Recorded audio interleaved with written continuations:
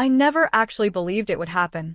One moment, I was rolling my eyes at him for being too sensitive, and the next he was zipping up his suitcase, leaving me standing there like I was a stranger. My name's Emily. I'm 27. And if I could undo just one mistake in my life, it would be the night I chose to stand by my so-called best friend instead of the man who genuinely loved me. It all began 2 years ago. A Sunday morning. I was late to brunch as usual, and Noah, yes, that Noah, was already 2 mimosas in when I showed up. He cracked a joke about how even being late somehow looked cute on me. That was Noah. He'd been around since high school. He knew my stories, my heartbreaks, my dumbest secrets. We'd kissed once, or maybe twice, but it was never serious. At least, that's what I told myself. To me, he was comfort. Familiar chaos. The guy I called when my tire blew out. The one I sent drunk memes to at 2 a.m. Then Jacob came along. Jacob was different. Steady. Kind. Grounded in a way that made me feel safe. He was the kind of man who didn't need attention to have presence. He worked as a civil engineer, talked about bridges and structures like they were poetry. I met him at a wedding, after he accidentally spilled wine on my dress. He offered to buy me a new one. I laughed it off, and somehow, that laughter turned into dates into love. Those first 6 months felt like peace. He brought me coffee the way I liked it, left notes on my desk. He listened. He made me feel like I mattered. And he even accepted Noah, at first. But Noah didn't make it easy.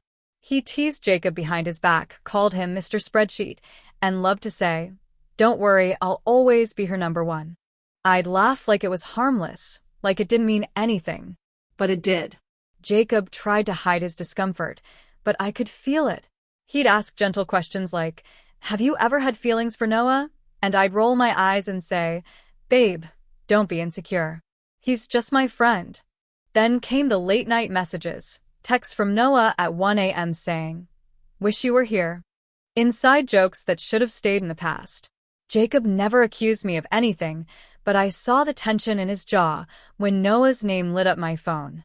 So, I started putting my phone face down, silencing notifications, pretending it was to avoid drama, when really I knew exactly what I was doing. Everything came crashing down the night I lied. Jacob's birthday was approaching, and I told him I had to work late. Instead, I was at Noah's apartment watching a movie. It wasn't physical. We didn't touch. But it was wrong all the same. Because when he said, "I miss when it was just us," I didn't stop him. I didn't walk away. I just sat there, silent, guilty, pretending I wasn't betraying someone who loved me. The next morning, Jacob made pancakes and kissed my forehead. I could barely eat. The guilt sat heavy in my throat. But I said nothing. 2 weeks later, he sat me down. Calm. Direct.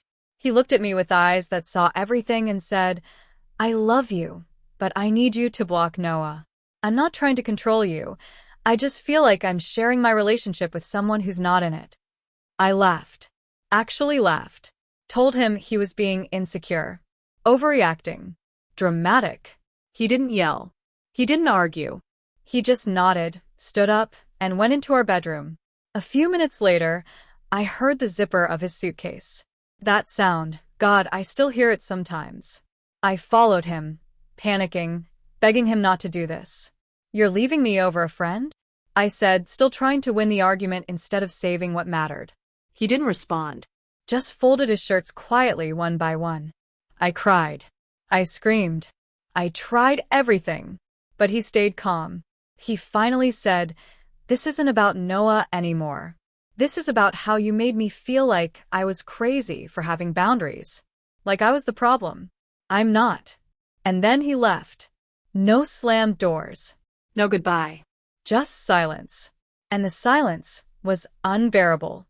No more coffee brewing in the mornings. No more text saying, "Drive safe." Just me, alone, with the mess I created. That night, Noah came over. I thought it might help, that maybe he'd comfort me. But he was distant. Checked his phone a lot. Barely talked. Didn't stay. That's when it hit me. He was never really there for me. He just liked being the guy who could stir things up.